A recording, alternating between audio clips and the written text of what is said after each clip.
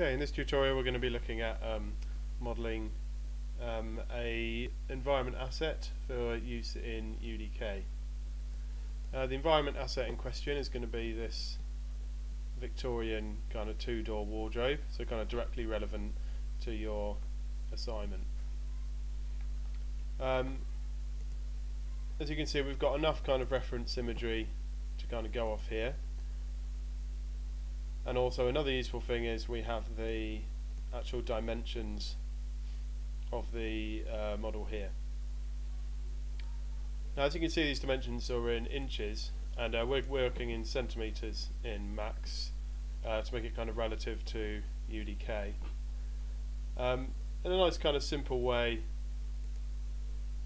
I find to actually figure out these dimensions in centimetres is just to type them into Google. If you do 21 inches in centimetres, you'll actually get kind of rough, you'll get the exact kind of measurement here. Now obviously you can put that in 3DSMax by just creating a box and just typing the dimensions in here. Now obviously you can be precise about this, but I just normally go for kind of 53 there, just to the kind of closest round number.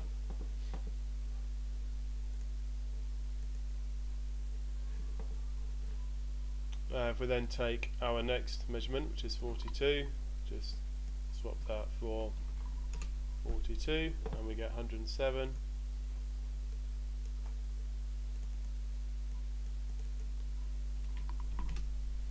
And the last one we need is our height, which is 80. So again, just swap that number for 80 there, and we get 203.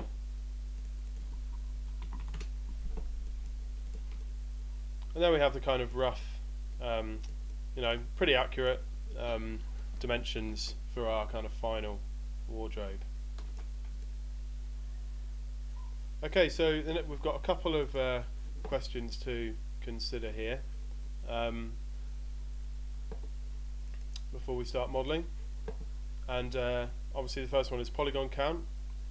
Next thing is, can we see all the areas of the modelling game? And for the kind of intents and purposes of this tutorial, we're going to say yes, we can see all the areas of the modelling game. You can see the interior of the wardrobe because the user could actually open it, and obviously because they can open it, they can get close. So we can model in kind of fine detail, like all the little handles and stuff like that. Okay, so the first thing we're going to have a go at creating is this kind of detail up here. And the way we're going to do that, I've got the reference image on my second monitor, is by using the line and sweep tools. This is a nice kind of quick way of doing this. So I'm just going to lower the height a bit of this, just to make kind of room for the new shape. And the way this technique works is you actually just make the kind of outline of this area here. So I'm going to start with a line that steps out. Sorry, to get to the line tool, if you just come over to shapes and then line here. Now if I click line, you'll see it start to make a line which can go in all kind of angles, but if you hold shift, it'll actually snap to a 90-degree straight line. So I'm just going to create a few steps. I'm just looking at my reference image here, and it has a couple of steps like that before coming out to a slightly bigger step, which then becomes this final step here, before stepping back and stepping up like so. I'm just going to join this line here. Now one thing I might find here is I might have made this a little bit too small, but that doesn't matter, we can easily edit that later. Okay, so from the reference image we can also see there's some curvature to some of these ridges. We're just going to add that in. So if I come over to my Modifier tab and go to Line and then Vertex, I can actually start tweaking this shape. So with Line, everything's been made in corner so far. If I select a vertex and right click, I actually have Bezier corner, Bezier and smooth to play with. So let's just try putting it on smooth. You'll see it can become a corner like that. Let's try putting it on Bezier, and now I have these handles to enable me to better kind of control the curvature. And Bezier corner gives you even more control, like so. Okay, so what we're going to do next is actually add in another ridge. So if we come over to your Tools tab over here, simply click there, and pull it up like so, and like so, just to add in an extra ridge.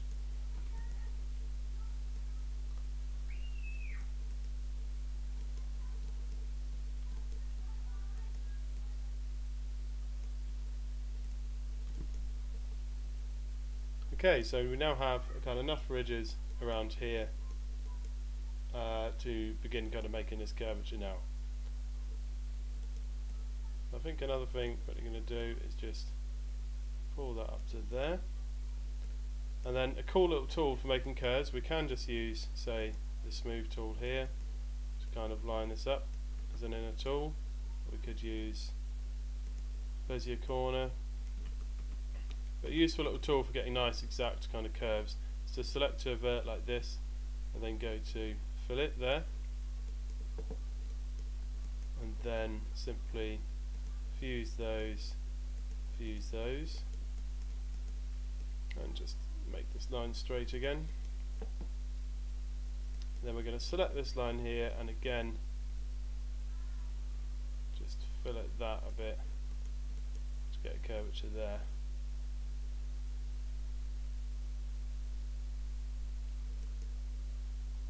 And that should do for now. We might be able to even delete this vertice just to kind of clean up the shape a little bit. Okay, so we've got our rough shape now. In fact, sorry, one last tweak. I'm going to come in and just pull these up and round a little bit. And then we're going to grab this handle and move it along the x-axis there. Okay, so with the rough shape complete, we now need a line based on this edge here for this to be lofted or swept across. So to do that, come over to the Splines tab, select line, and you want to turn on snap, and if you right click, make sure you're set to vertex mode, and then click on each point like so. So we'll end up with turn off snap, it's S on your keyboard to do that, by the way. End up with a shape that's just like that.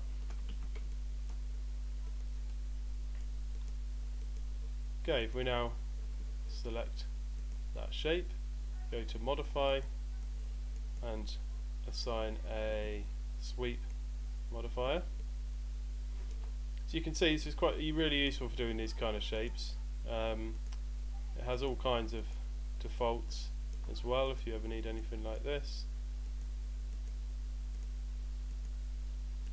But obviously we're using a custom shape, so if you go to use custom section, pick, and then just pick the shape, and if it hasn't come out correctly, you just need to change your sweep parameters. So you might want to turn off mirror, yep, that's looking right, and we'll just unhide that kind of main box. Just going to change this back to shaded as well. And you can also tweak these for the alignment. I think the alignment like that is actually fine. if you look at the model and think that it's looking too big, you can't just come over to your shape here and scale it, but if you come into spline mode, select the spline and then scale that, you see you can actually scale it up. I actually think we've done okay there. I think the size is actually fine as is. So obviously you can even come into the spline as well if you're not happy with that shape and tweak it. So come in, you could add more verts like so you can tweak your shape easily afterwards. And obviously you normally would need to, because you can't tell exactly what it's going to look like just from this cross section. There are other options which are useful, like it has smooth path, which applies smoothing groups all over the model, all over the actual path. You probably don't want that, so we'll leave that off. And the smooth section we'll actually want to leave on. You might want to turn banking off as well. And one that's really important is generate mapping coordinates. So this is already kind of unwrapped for you, which is really useful.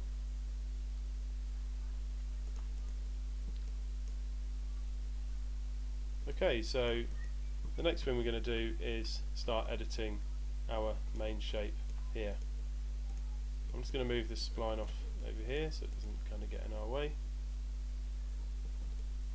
Now, one thing we know is we need the doors actually modelled in.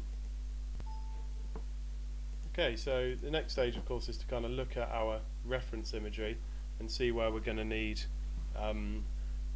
cuts, rings and loops across our model. A good thing to do can actually be to take this into Photoshop and kind of draw in red where you see your shape being kind of made here, where you're going to need your detail. So initially we're definitely going to need a loop there, our main loop. We've got one there, and then down the centre line here as well. And we just go back again. If we look at our main shape here, we've got these main drawers and this kind of main interior area as well.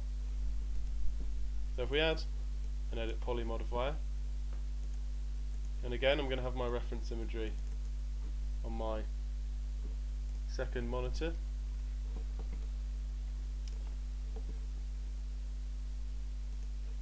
So the first cut I'm going to add in is where this join meets here.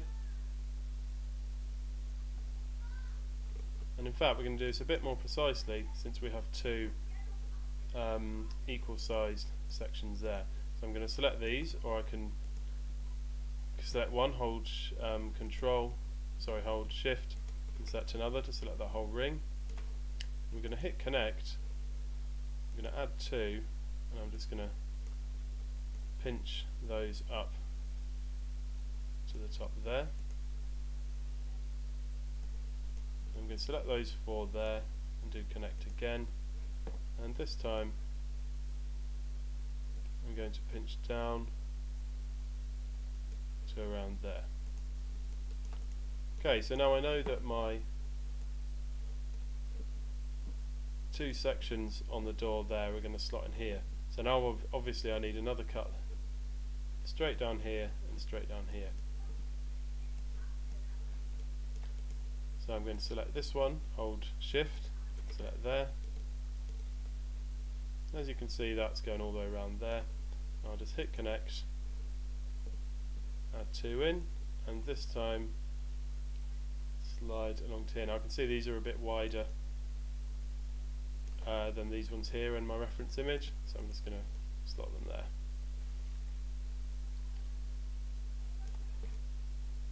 Okay, so what about the actual interior? Now you can see it's actually quite a thin area here.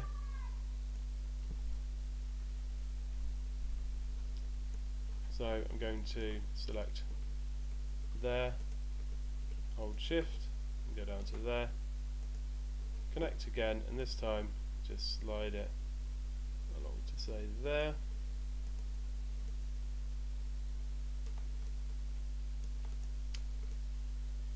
And you can see now we're starting to get the kind of rough shape in place.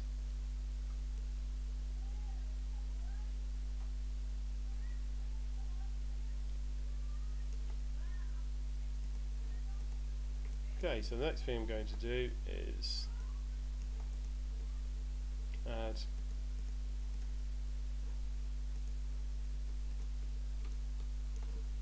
cut in here. This time set it to 1.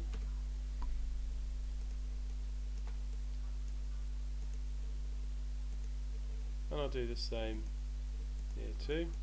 And then I want you to select these polygons here. In fact, just to show you a couple of useful selection tools. Obviously it's a very basic kind of model, but these can come in handy when models become more complex. If I select the top and the bottom of a area I want selected, if I come to Modify Selection and go to Step Loop, it will select between. There's also Step Mode, and if that's activated, if I select there to there, select like that, or I can select round like so, and it can just make it easier to kind of do selections. So now with Step Mode enabled, I'll just be able to select that whole area like that. Okay, so what we're going to do then is extrude this area in, obviously making sure that you don't come out the back of the model. There we go, that should be okay.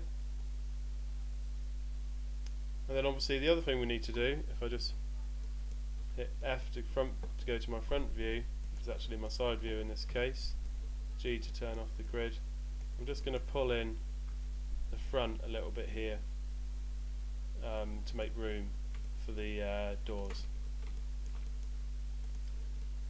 We do have the option here actually, if we look here, to make these drawers just kind of sit flush with this level to save a bit of detail.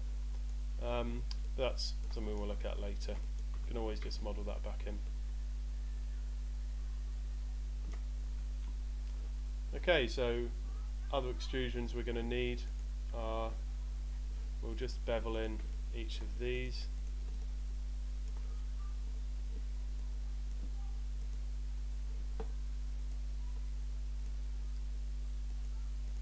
We'll do it to -2.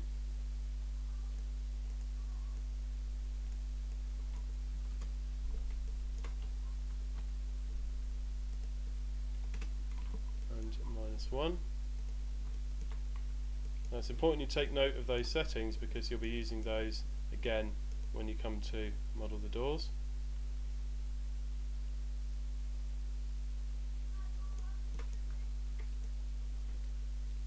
Okay, so the next thing to model is the actual doors. And to do this we're going to use this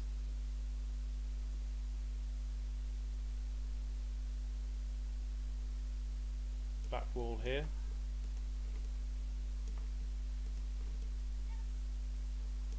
And if we turn on by angle, reduce that number a bit, we can select that whole back wall and just extrude it over here. And then we'll flip it and we will select one edge, hold shift, select the other and do a connect. Just make sure that's completely in the center there by setting all of these to 0 and to 1. Okay, so the next thing we need to do is apply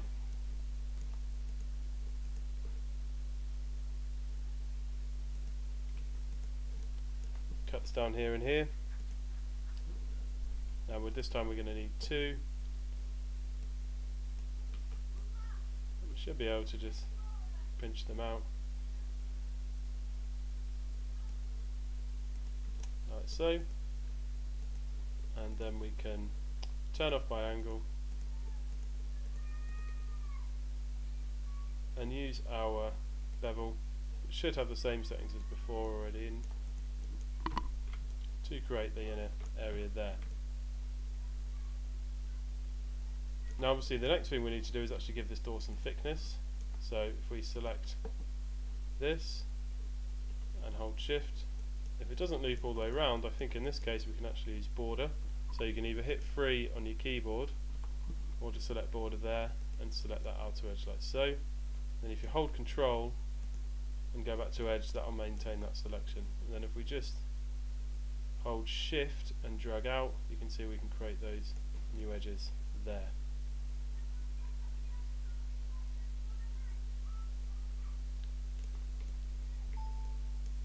Okay, so the last thing we need to do is just kind of join this back section up. So if you just select the top row of vertices and the bottom row of vertices and hit bridge, you will join those up. Obviously the other thing we need to do is actually join these loops up as well. I'll show you another useful little tool in Edit Poly actually. You can select all of this, and if you do hide selected, you can just kind of work on this one area. And what we're going to do is just use Swift Loop here to join these together.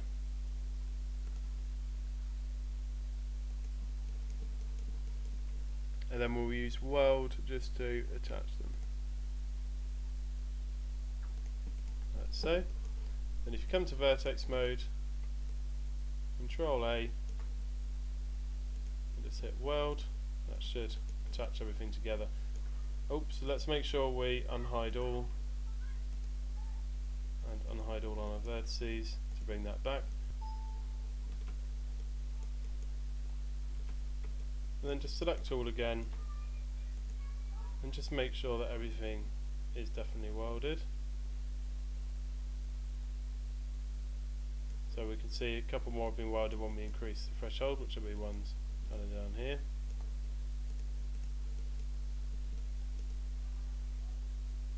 Okay, so the next thing we're going to do is split the doors off. So I'm just going to go into the top view with the T button, go to Polygon Mode, turn off by angle, and select one of the doors like so. And then just detach this, turn off detach as clone, so we have the two separate doors.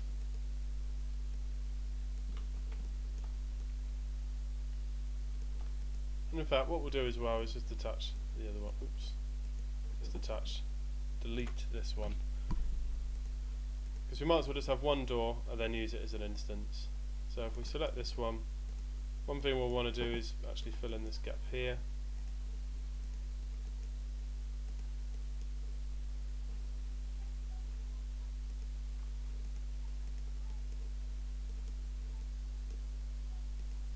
So with step mode activated,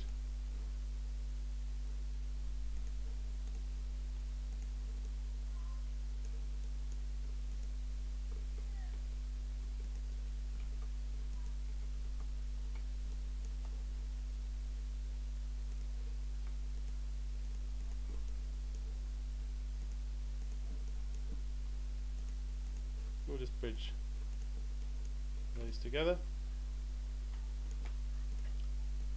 and we'll call this wardrobe door 1. We'll just go to hierarchy, effect pivot only, and I'm just going to move that to there. Then we'll mirror that, make an instance of it, do it on the right axis, and we should find we now have our doors in place. Okay, so we're starting to get there now. We've got a bit more detail into our model. The next thing we're going to look at modelling is the lower frame area here. So we're going to use the same technique that we used for this top section here, but we're just going to edit it afterwards to cut out these sections.